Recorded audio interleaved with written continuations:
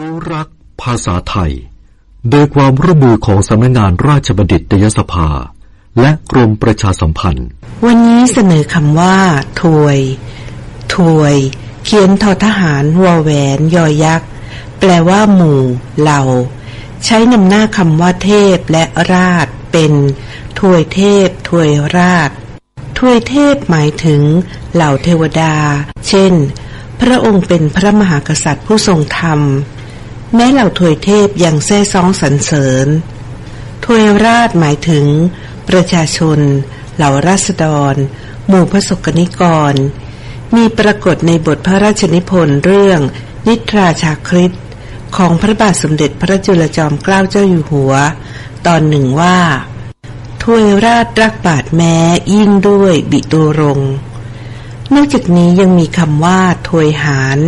หมายถึงเหล่าทหารในบทละครเรื่องรามเกียรติ์ตอนหนุมานเผาเมืองลงกาอินทรชิตสั่งทหารยักษ์ให้จับและฆ่าพวกลิงซึ่งเป็นทหารของฝ่ายพระรามความว่า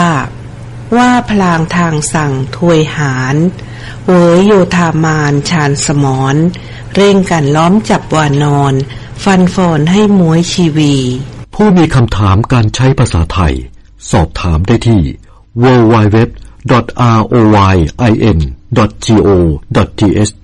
หรือหมายเลขโทรศัพท์1111